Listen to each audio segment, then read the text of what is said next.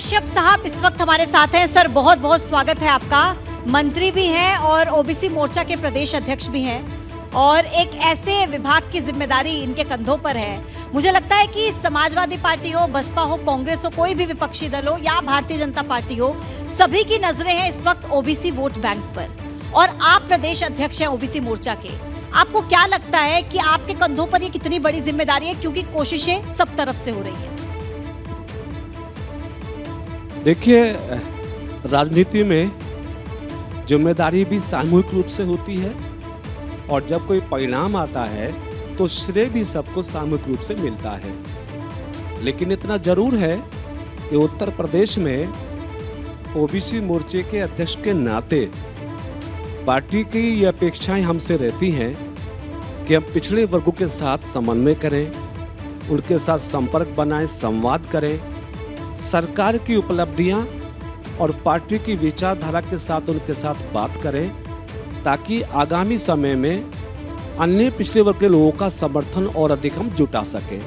तो उस दिशा में हमारा लगातार प्रयास रहता है। अभी हम 14 जून से 20 जून तक उत्तर प्रदेश के सभी 17 नगर निगमों में धन्यवाद मोदी सम्मेलन करने वाले हैं, पिछड़ा वर्गों की रैलियां करने वाले हैं, सामाजिक संपर्क अभियान के माध्यम से जो प्लेयर्स हैं, अच्छे खिलाड़ी हैं, इंटेलेक्चुअल्स हैं, उनके साथ संवाद करेंगे, उनको सम्मान करने वाले हैं।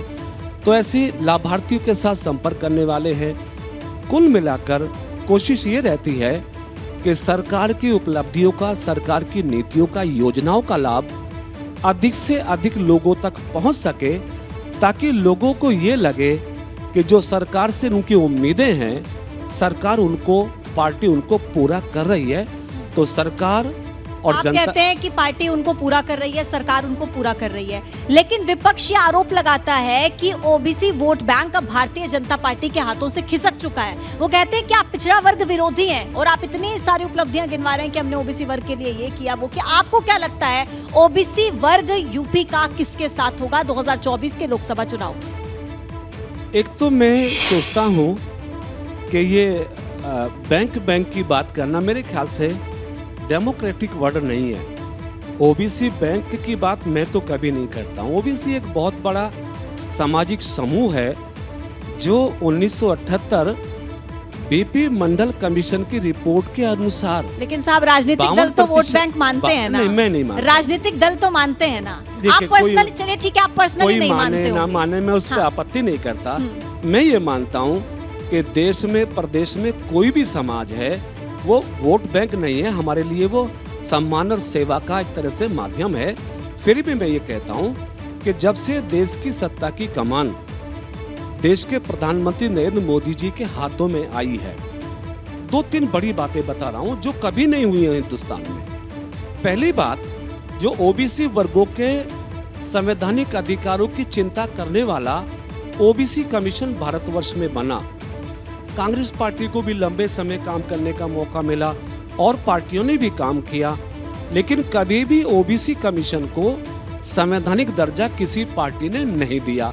मोदी जी प्रधानमंत्री बने, उन्होंने चिंता की तो ओबीसी कमीशन को संवैधानिक दर्जा मिला। आज वो उसको सिविल कोर्ट के राइट्स हैं। कोई पिछड़े वर्गों के लोग के साथ में कहीं इनजस्टिस हो रहा है, कहीं अन्याय हो रहा है, तो कम से कम अपनी बात जाके वो आयोग में कह के समाधान कर सकते हैं, जो एक बहुत बड़ी बात आपको बता रहा हूं। दूसरा, ओबीसी वर्ग अगर भारतीय जनता पार्टी के साथ जुड़ा है तो उसने कुछ देखा है, उसने काम देखा है, संवैधानिक अधिकारों की पूर्ति देखी है, राजनीतिक हिस्सेदारी देखी है।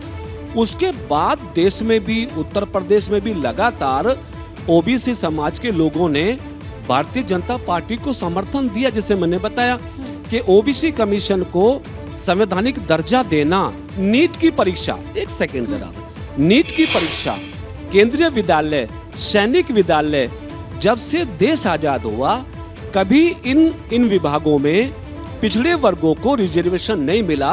मोदी जी प्रधानमंत्री बने तो उन्होंने इन विभागों में भी रिजर्वेशन देकर पिछड़े वर्गों को समाज की मुख्य धारा से जुड़ने का मौका दिया। अब मौका दिया तो ये वर्ग भी।